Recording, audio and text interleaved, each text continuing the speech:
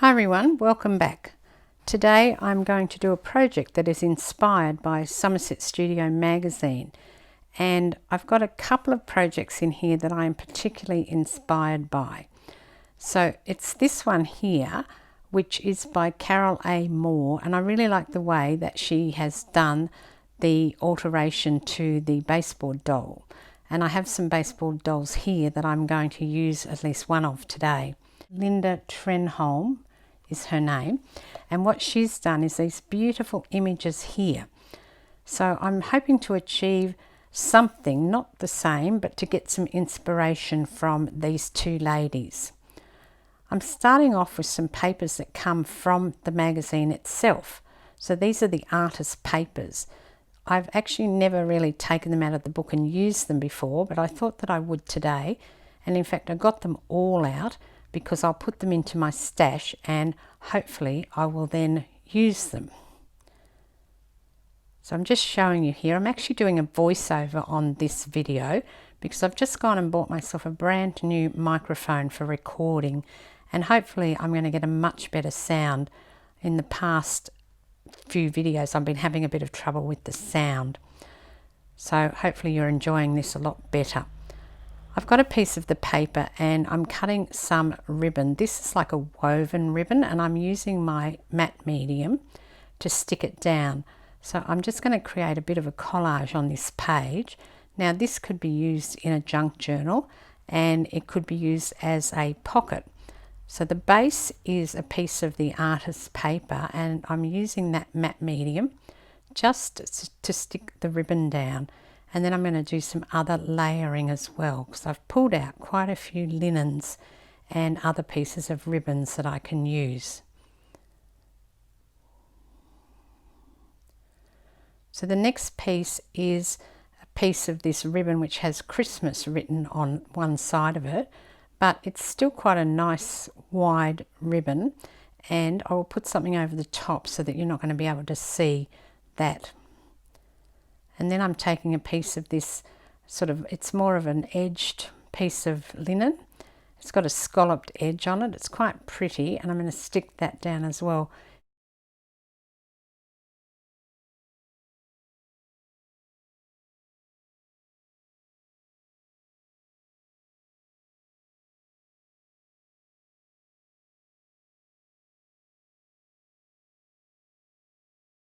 So here goes down another piece of that woven ribbon. It's a really nice ribbon, and because it's woven, when I put the matte medium on, it goes through the ribbon, so it really helps it to adhere really, really well to whatever it is that I'm doing. Any of that sort of open weave ribbon or fabric will allow you to do that, whereas the thicker fabric needs a bit more on it. So now it's at this point I decide that I'm going to change to my binder medium, which is something that I use in my art, and it will stick anything. So I put that down underneath this ribbon because I've just got to start using all my mediums, otherwise I'll find that they will just, not be usable anymore. So I'm starting to pick a lot more of them off my trolley and try and get some use out of them. So I'll go back and put a bit more underneath that scalloped edge piece of fabric as well.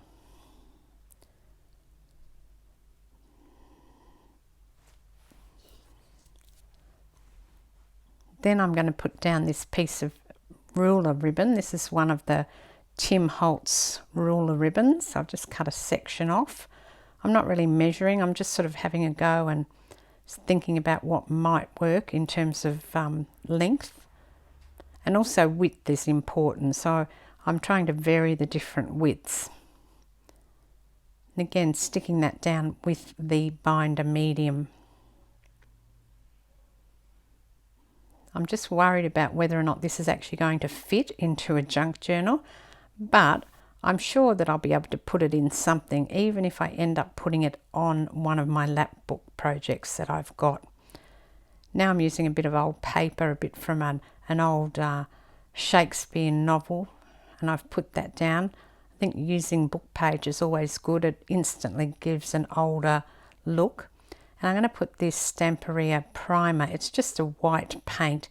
I'm going to put some of that on top of it as well now, so that it sort of will bring all of those ribbons together, and in particular get rid of that colour of the green that you can probably still see there where it says Christmas.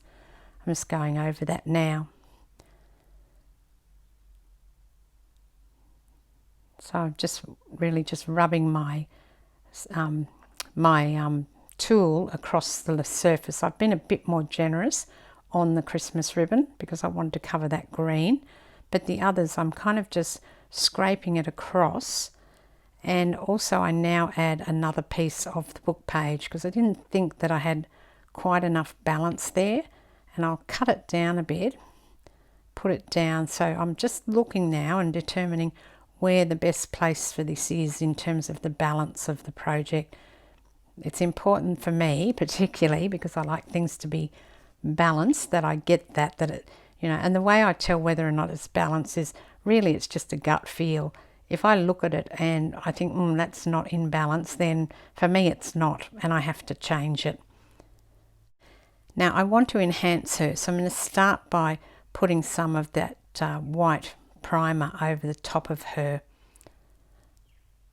I could leave her as she is, and usually I do. I don't really enhance the paper dolls at all. And I think, you know, looking at this project in the magazine, maybe I should actually do a bit more in terms of enhancing them and not just sticking them down. And what I've done is I've probably gone a bit crazy on her face. So I take a wet wipe and start to rub some of it off. But you need to be careful, because if you rub these too hard with a wet wipe, you will actually remove the image. Now I want to give her some colour, so I'm starting off with this Distress crayon, which is one of the Tim Holtz Distress crayons, and anything with the word distress means that it will be water reactive. So I've put a little bit on her legs, and I've just then just dipped my finger in some water and just rubbing it over the piece now. Now I'm taking another colour. This one's actually a bronzy colour, and I'm going to do her dress. You can see there that as I rub it, it will spread and not leave a big lump of colour on the piece. This is a scribble stick from Dina Wakley, and it's in, I think it's called Evergreen. I've put some on the hair bunches or the ribbons or whatever are on the sides of this girl's head, and just again dabbed it back with some wet wipe. And now I'm using a water reactive black pencil just to go around the edge of the form to give it a little bit more definition. And then rubbing it to blur it up a bit. Just dipping the pencil itself into some water will make it darker. And now just running it around the edge of this form.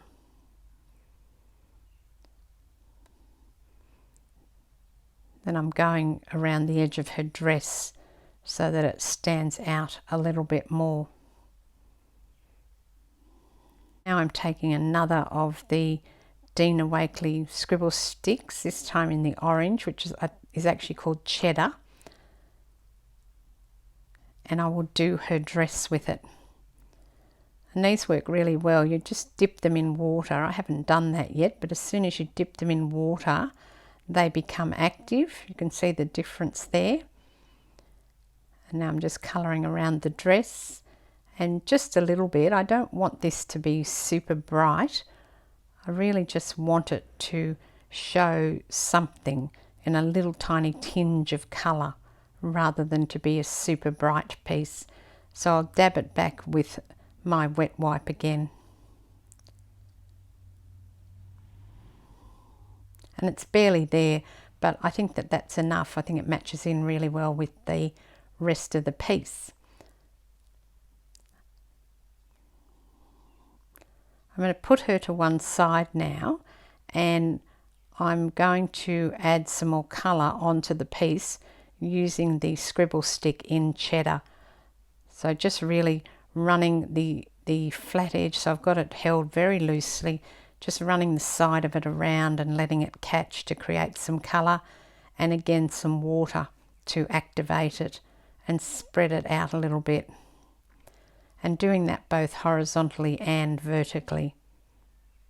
Step is to grab some tissue paper. I've got these little tiny scraps that were in the box from my box of tissue paper, and they're not in the one set, they're all completely different, but I want to put some black on the piece because black will pop if you put that on the piece. The rest of the colours around it, and even though there's not much in terms of, you know, strong colour on this piece, the black in the tissue paper will still make that pop.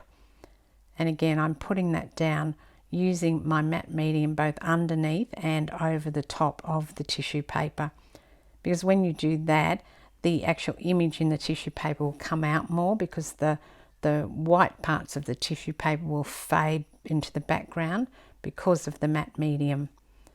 And this piece is a bit big, so I'm going to tear it down because I didn't want to put a big piece on there, just a little skinny piece.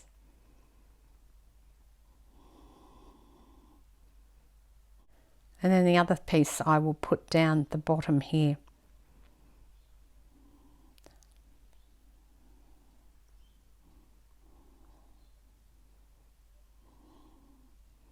I will overlap this onto the ribbon as well.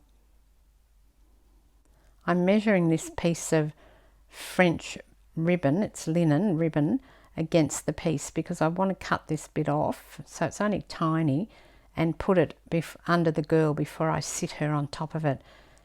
Now I'm going to use my pokey tool because I really want to fray the edges.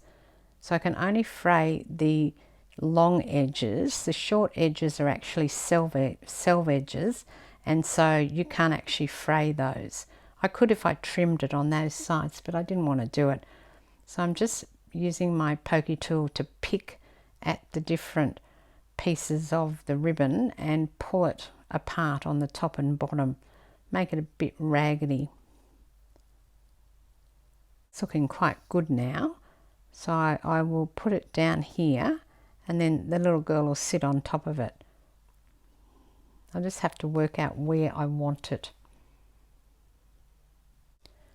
So now I'm just taking my distress sticks and I'm just running them across the fabric. This is a white one, so I'm also running this one around the piece on various parts, including the black of the tissue paper. It's very subtle, but when you look at the piece up close, you can actually see the difference that it's making. You might not be able to pick that up so much on camera. And then I'm going to get another scribble stick out and run it across that piece of linen ribbon that I just put down. I just want a bit more colour in there, and the bronzy colours of the distress crayons didn't work. So this time I've got out a green, which is a pretty sort of citron colour. It's called olive, but to me it's more of a citron colour. I want to put the girl on there, but first of all I have to put these pins down. And this is where I came a bit unstuck, as I said, but I ended up doing it in the end. Just that the pins are so tiny and fiddly that it was a bit hard to get it on once I'd put the piece of ribbon down. Now I've got a little saying from the Dina Wakley tissue paper, and I'll cut that up into single words and pop that down on top of the piece to finish it off.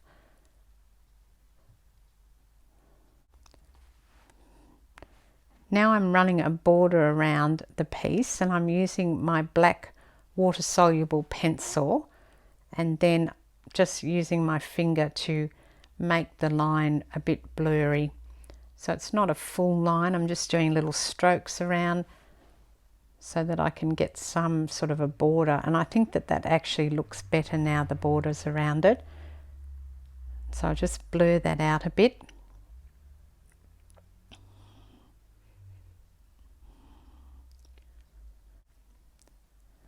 So now it measures 8 by 7 inches, and that's quite large, but I got a couple of lap books, so I actually might put it into one of my lap books because I know it will fit. I could even put it into my art journal if I wanted to, and I'm really pleased with that. So that's my inspirational piece from the Somerset Studio magazine, and I hope you enjoyed watching me make that. And also I hope you like the new microphone, that I'm much clearer, and I know some iPad users were having trouble hearing me, so hopefully you'll be able to hear me a lot better now, and it was worth the investment. Until next time, this is Deborah. Cheers.